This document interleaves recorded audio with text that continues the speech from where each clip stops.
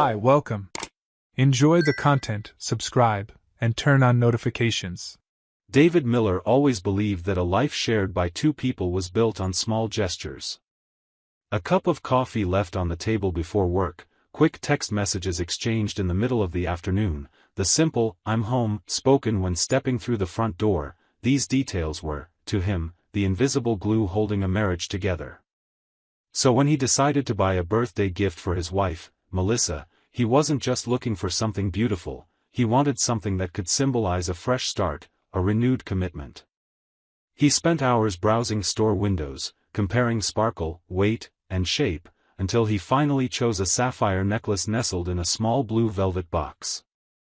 To David, that necklace wasn't just a piece of jewelry, it was the physical embodiment of his hope to reignite the bond that seemed, little by little, to be growing cold. That morning, as he walked home with the little box hidden in his coat pocket, David felt an almost teenage anxiety.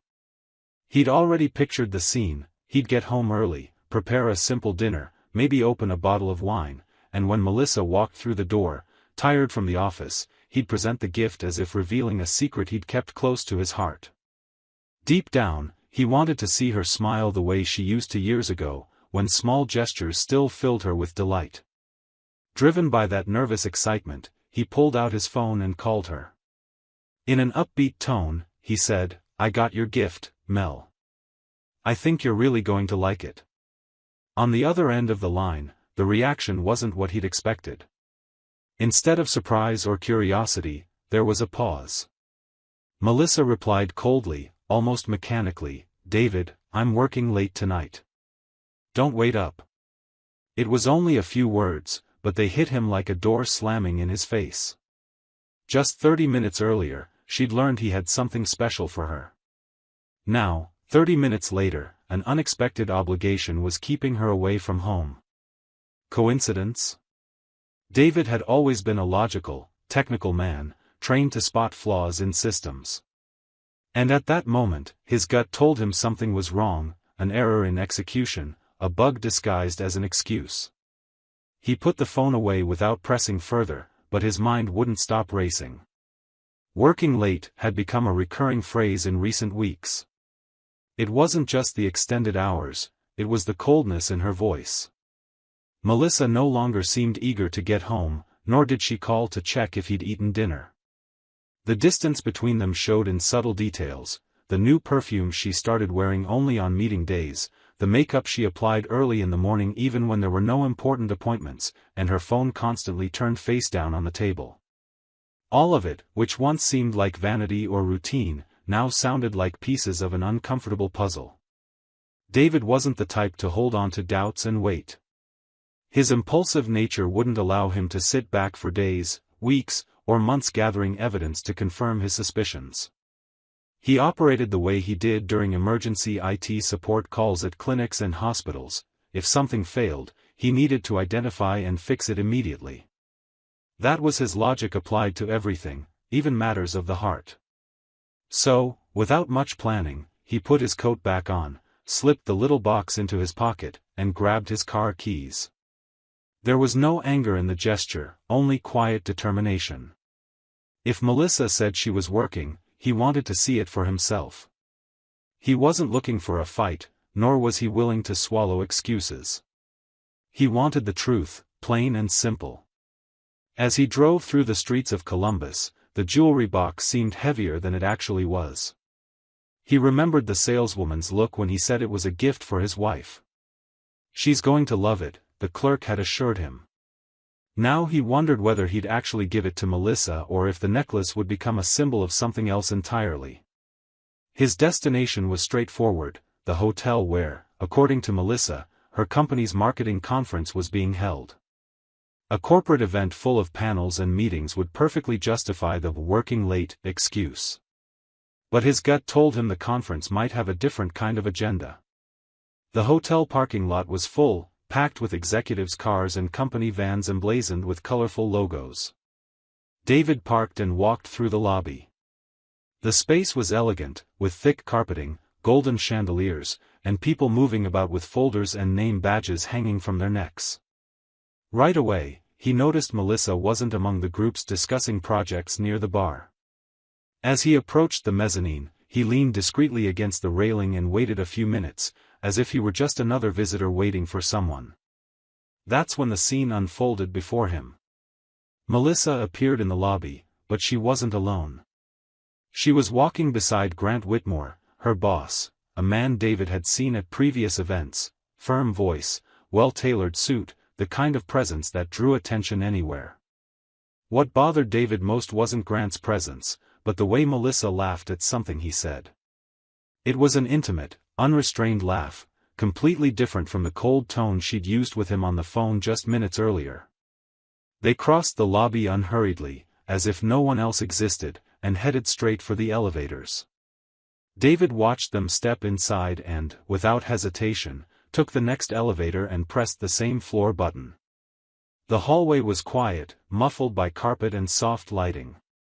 David followed the sound of hushed laughter to the end of the corridor and saw them standing in front of room 1017.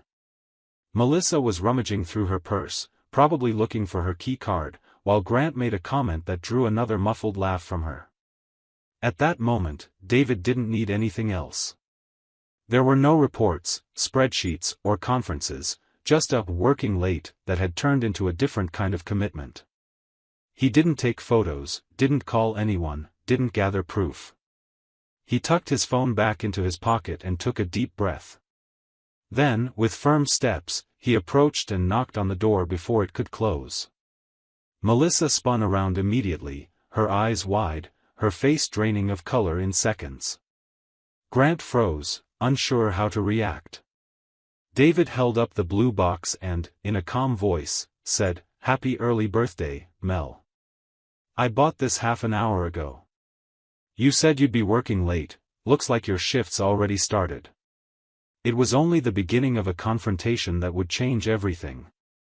Melissa stood frozen in front of the hotel room door, as if caught in the middle of a blatant contradiction.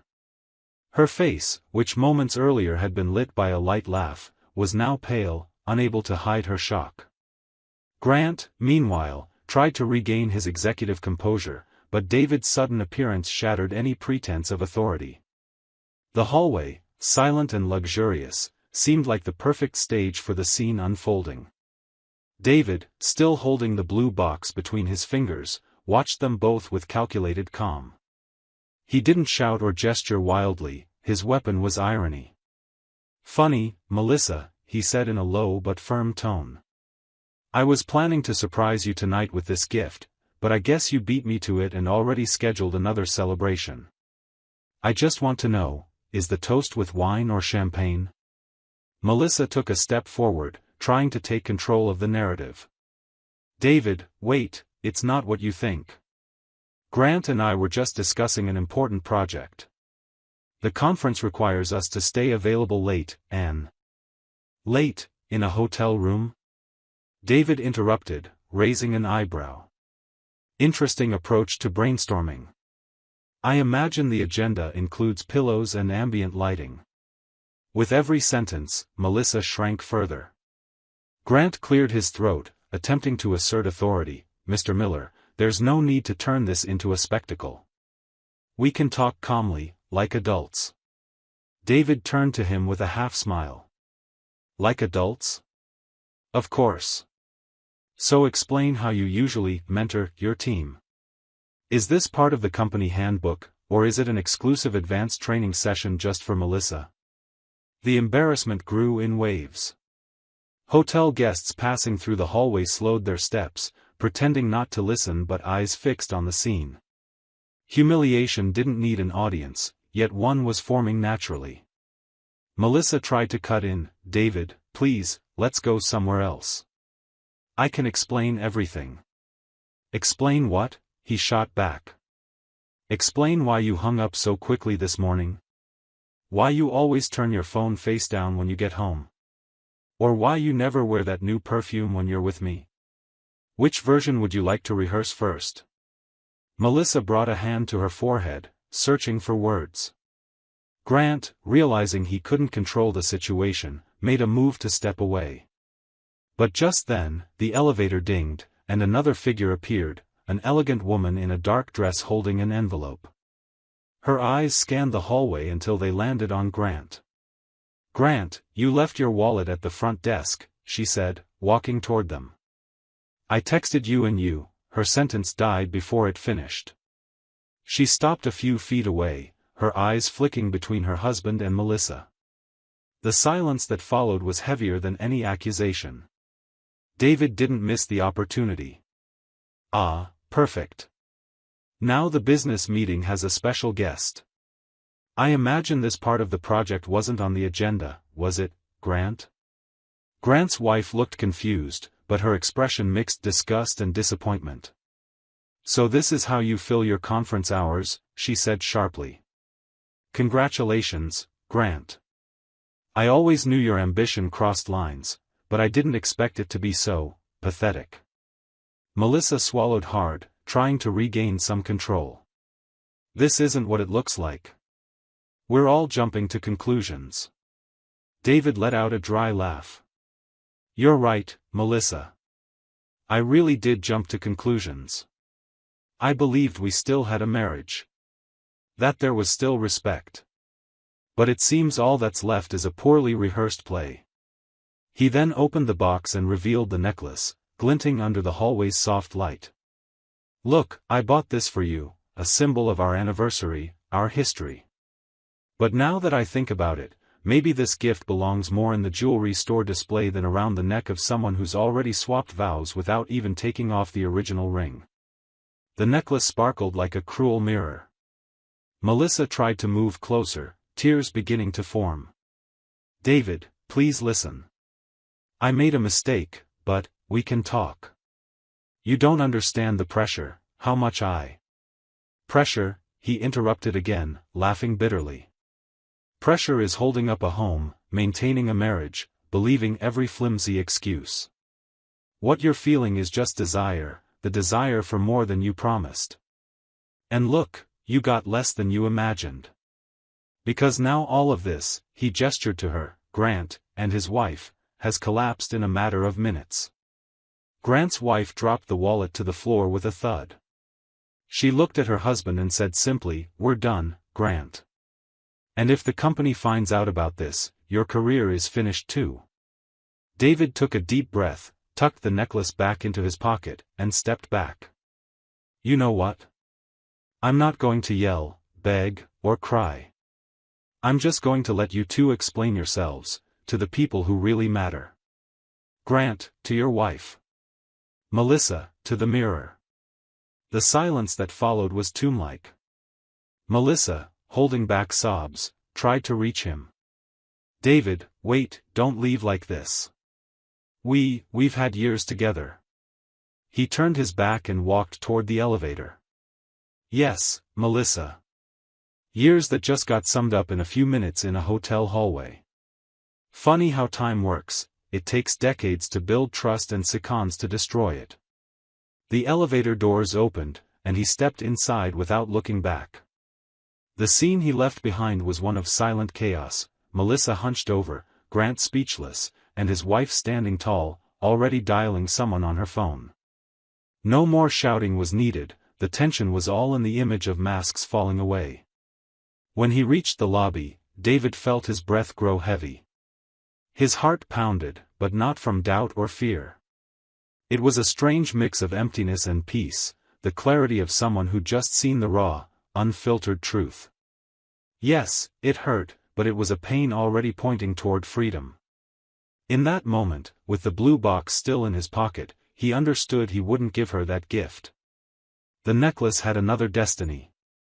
And life, from that hallway onward, would take a path neither Melissa, Grant, nor anyone else could control. It was the end of one chapter, and the seed of something new. David stepped out of the elevator as if surfacing from a dive that had lasted too long. The lobby air felt cleaner than the 10th floor hallway, yet it still carried a bitter aftertaste. Each footstep echoed on the marble tiles, and he felt as if he were living a scene someone might easily mistake for a movie, except there was no script here, only the raw pain of betrayal. He crossed the lobby and reached the parking lot, but before heading straight to his car, he paused for a few seconds. Once inside, he leaned on the steering wheel and took a deep breath. This wasn't just a confirmed suspicion, it was an entire piece of his life crumbling before his eyes. And yet, instead of collapsing, David felt fury give way to an odd clarity. Everything had suddenly become crystal clear, the cold replies, the unexplained overtime, the endless meetings. It all fit together now, and there was no room left for illusions. All that remained was deciding how to respond. That night, he didn't go home. He checked into a small hotel near downtown. He lay in bed wide awake, staring at the ceiling as the images replayed in his mind, Melissa laughing with Grant, the necklace in his hand, Grant's wife appearing like an unexpected judge of that farce. With each replay, the pain mixed with a sharp dose of sarcasm. Working late, he thought. Yeah, really hard work. The next morning, Melissa called dozens of times. David answered only once. Her voice trembled, almost pleading. David, please, we need to talk. You caught me off guard. I made a mistake, but it's not as simple as it seems. I still love you. He laughed, but not from joy. You still love me? Interesting. You have a peculiar way of showing it, don't you? Don't talk like that, she begged. It wasn't planned. It just happened. I was confused, lonely. Lonely? David cut in, his voice firm. So the solution to loneliness is now your boss? And here I spent months thinking your coldness was just exhaustion. You had energy, all right, just not for me. She fell silent, perhaps swallowing tears. I don't want to lose you. We can try therapy, we can rebuild this. David gripped the phone tightly, as if he could crush the lie along with it. Melissa, therapy doesn't fix character. I don't need a reconciliation manual, I need respect. And you threw that away in a hotel hallway. You know the cruelest part? You made me feel like an idiot. You made me believe I was paranoid. But in the end, I was right. I was always right. He hung up without waiting for a reply. Within hours, the story had spread through the company. Hurt and humiliated, Grant's wife had confided in close colleagues, and soon the company's ethics committee received a formal complaint. Hallway whispers and sideways glances began swirling around the incident. Melissa, once seen as a promising professional, now carried the weight of hushed rumors on her shoulders. And Grant, accustomed to automatic respect, now faced meetings with directors who looked at him as just another man brought down by his own arrogance. David watched it all from a distance, with no need to interfere. Revenge was unfolding on its own, like a row of dominoes he'd only needed to nudge at the start. That evening, Melissa showed up at his house, the same house that now felt strange to him. She found him sitting in the living room, staring at the blue box on the coffee table. David, she began, her voice choked. I came because I don't want to give up on us. I know I messed up, but I'm still your wife. We still have a history. Let's not throw it all away. He studied her in silence for a few seconds. Then he opened the box and held up the necklace. It's funny how things change in value, isn't it, Melissa? Yesterday, this was a symbol of our love. Today, it's just an expensive piece of jewelry with no owner. And you know what's worse? I still think it's beautiful. I just can't picture you wearing it anymore. She tried to move closer, tears streaming down her face. David, I know I was weak. I let routine pull me away from you. I felt alone, and when Grant came close, I let myself get carried away. But that doesn't mean I don't love you.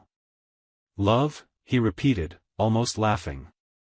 Love is sticking together when it's hard.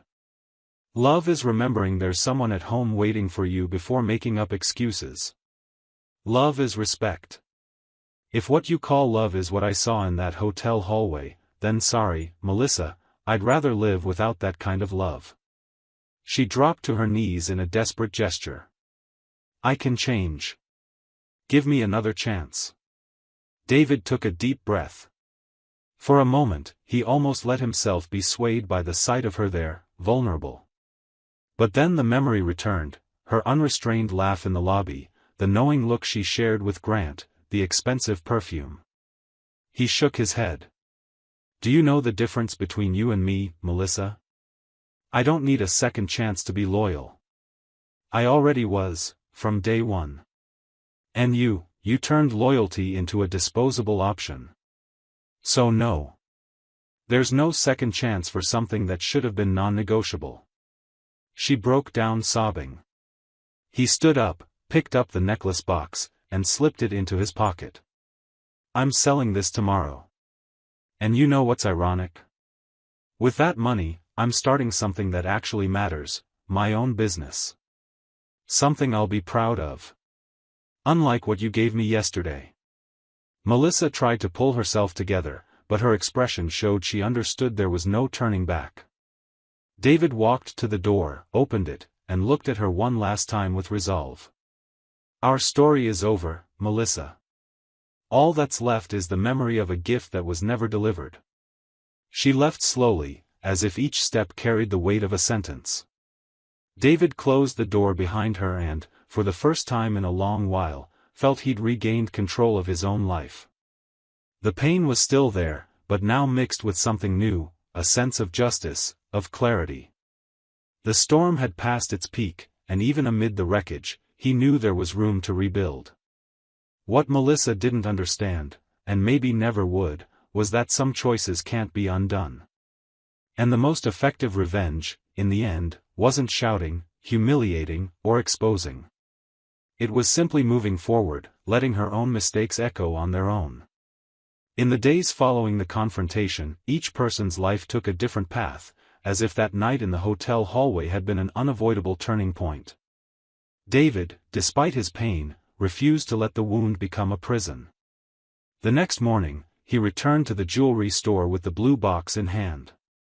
He handed back the necklace, explained he'd changed his mind, and accepted a full refund. The salesperson, surprised, tried to convince him to keep the gift for another occasion, but David calmly replied, "There's no another occasion for someone who wasted the first. Now this money will serve a real purpose." With that sum in hand, he took the first step toward a dream he'd always postponed, launching his own IT support business focused on small medical clinics. He already had the technical know-how, he just needed courage and capital. Ironically, the betrayal that had tried to destroy him ended up giving him the push he needed. Every keystroke, every signed contract, became his way of proving life could be rebuilt without relying on someone who failed to value his loyalty. While David began building his new life, Melissa faced the weight of consequences.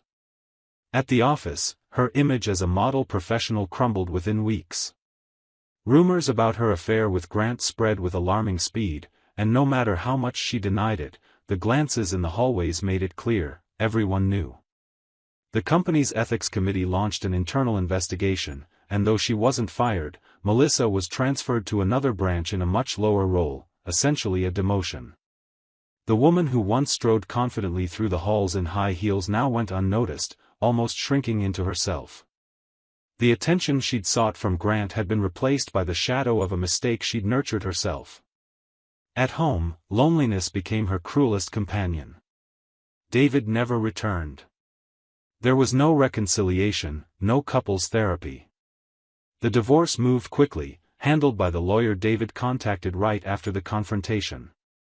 With no children involved, there were no custody battles or visitation disputes, just furniture, bills, and paperwork divided coldly, as if the marriage had become merely an administrative matter.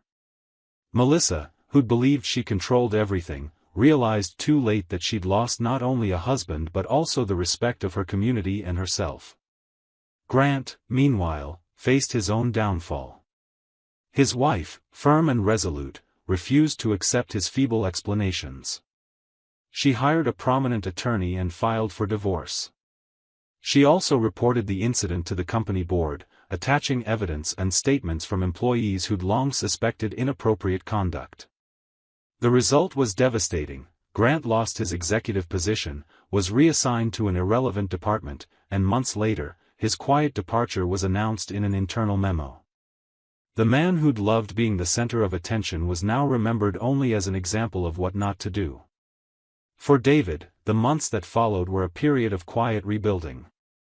His small business started with 1 clinic, then 2, and within a year, he had a solid client base.